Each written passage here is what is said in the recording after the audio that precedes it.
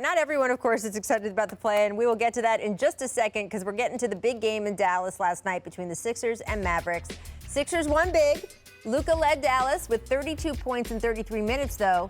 It was the Mavs' third loss in 4 games. They sit in the 7th spot in the West, which is indeed play-in territory. And Luka was asked after the game about trying to get to that 6th seed to stay out of the play-in. Well, here's what he said. I don't understand the idea of playing. You play 72 games to get in the playoffs, and then maybe you lose 2 in a row and you're out of the playoffs. So I don't see the point of that. But we're just trying here to get to the 6th spot, and I think that's our goal right now. So Luka said that, and then team owner Mark Cuban said this. Here's what he told our Tim McMahon, quote, "I get why the NBA is doing it, but if we are going to be creative because of COVID, we should just go straight up 1 through 20 and let the bottom 4 play in. The worst part of this approach is that it doubles the stress of the compressed schedule. Teams have to approach every game as a playoff game to either get into or stay in the top 6, since the consequences, as Luka said, are enormous.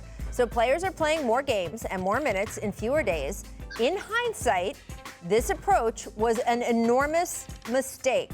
Now, Brian, I am glad he added the "in hindsight" because he is one of the people who voted for this play-in system as a member of the Board of Governors. Where do you fall, Brian, in the play-in concept, and what do you think of Mark's comments?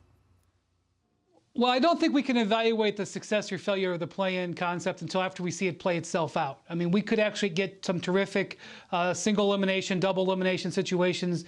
As you mentioned a second ago, the fans in Washington are engaged. Mm-hmm. And while Cuban and Luka make good points, I guess, their credibility is harmed by the fact that they're in 7th right now. Right. And are the team that faces being penalized. If they were in 10th, I don't know if they would say the same thing. I will say this, though.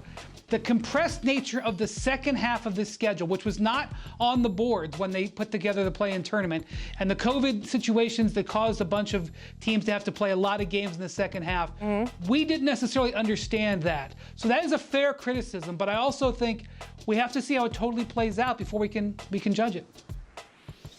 Well, look, if Mark Cuban and Luka is going to be doing all this crying and whining, what are the babies in the world going to be doing, okay? You got to leave some room for them, all right? Because, look, it's no fun when the rabbit got the gun. And one word comes to mind when I think about what their comments what they said last night was their comments.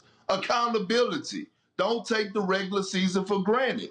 Get wins so you don't have to be in the play-in tournament. Take every game serious, night in and night out. Go out there and do your job and finish in that top 6 seed in your conference, and you don't have to worry about doing the play-in. I love the play-in tournament because when I was playing, sometimes teams tend to lack, and sometimes games get boring, especially at the end of the season. Yep. Guys start resting and and it's not fun. Now it holds you accountable because every game matters, and the regular season matters even more now. So I'm with the play-in tournament. I just think it's interesting to really look at Mark's comments because some of them, the answer is, yes, Mark, that was the idea, to make every game count toward the end of the season, to keep players from resting and skipping games, especially when there are now finally ticket-buying fans in the buildings. We look at the actual number of game increases this has all caused, and Brian, you're right, it's taken a jump in the second half of the season. Here are the numbers. Tim McMahon had this in his story today. Last season, they averaged 3.42 games a week.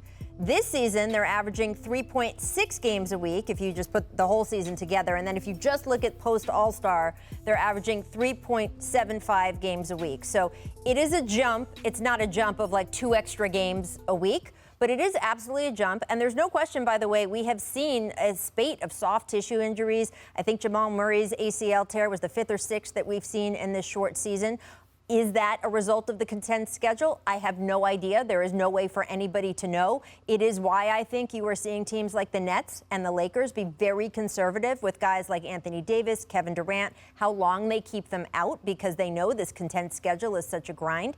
It will be interesting to see where the Mavs actually fall in all of this. The last thing I would just say, though, to Mark's idea of, hey, let's just do 1 through 20 and the last 4 are the ones who should be in the play-in tournament. Again, that is not going to happen because the Eastern Conference owners do not want to give up some of their guaranteed play-in spots that you would get by going 1 through 16 in the final playoff bracket. So not going to happen, my friend. Thanks for watching ESPN on YouTube. For live streaming sports and premium content, subscribe to ESPN+.